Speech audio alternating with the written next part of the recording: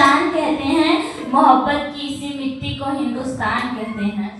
जो दुनिया में सुनाई दे उसे कहते हैं खामोशी, जो दुनिया में सुनाई दे उसे कहते हैं खामोशी, जो आंखों में दिखाई दे उसे तूफान कहते हैं, उसे तूफान कहते हैं। ये जो दीवारों के सुराख है साहब, ये जो दीवारों के सुराख है साहब, चाइना, अमेरिका, पाकिस्तान साजिशों का हिस्सा है। मगर मेरे प्रिय सहपाठियों, आप सभी को मेरा सादर प्रणाम। मेरा नाम रिसु नागर है। आज मैं राष्ट्र प्रेम के उपलक्ष्य में अपने विचारों का साझा करना चाहूंगी। आजादी का असली मतलब वही समझ सकता है जिसने कभी गुलामी झेली हो। हम बड़े ही सौभाग्यशाली हैं कि हमने स्वतंत्र भारत में जन्म लिया। यूं तो आजादी की लौ सन 1857 में ही कर चुकी थी, जो वर्षाल बनकर 1947 में हमारे देश को आजाद कराती है। मैं प्राचीन, मध्यकालीन और वर्तमान भारत के उदाहरणों से स्पष्ट करना चाहूंगी कि जब हम फिरंगियों के फेरे में फंस चुके थे तो रंग दे बसंती चोला की एक आवाज पर टोले के टोले उमड़ आते थे और उनके वंदे मातरम की एक गूंज पर खून में आने वाला 5-5 डिग्री का तूफान अंग्रेजी शासकों के जड़ों में तूफान ला देता था। तब लोग मर जाते थे, मिट जाते थे, फांसी चढ़ जाते थे।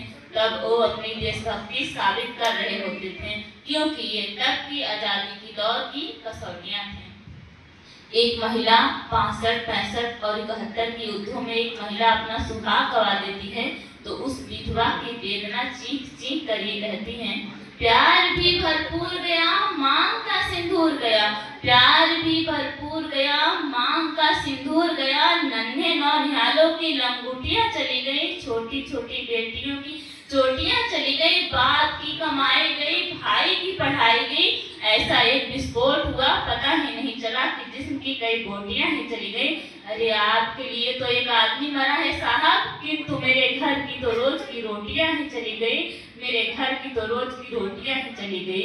इसके बाद भी एक माँ अपने बच्चे को सरहद पर दुश्मन की धज्जियां उड़ाने के लिए भेज देती है और कहती है, अम्मा ने खत लिखती है, कहती है, अम्मा ने खत लिखा है बच्चा, बड़े ही चाव से, बेटा मेरे ना घबरा जाना, दुश्मन के हाव भाव से 1 इंच ना पीछे हटना, चाहे इंच इंच कट जाना, चाहे इंच इंच कट जाना।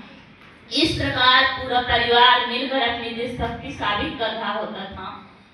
किंतु आज के दौर में तो आजादी के मायने कुछ और ही हुआ करते हैं। यूं कहें, फेसबुक, व्हाट्सएप की डीपी को 3 रंग में रंग देना हमारी देशभक्ति है।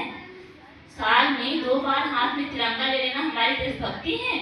वंदे मातरम, भारत माता की जय के जोरों शोरों से नारे लगा देना हमारी देशभक्ति है। तो मैं पूछना चाहूंगी, यदि ये हमारी देशभक्ति है तो फुटपाथ पर ट्रैफिक की छांव में नंगे पांव में एक गरीब बच्चा हाथ में तिरंगा लेकर तिरंगा बेच रहा होता है तो क्या आप उसे उसकी देशभक्ति कहेंगे?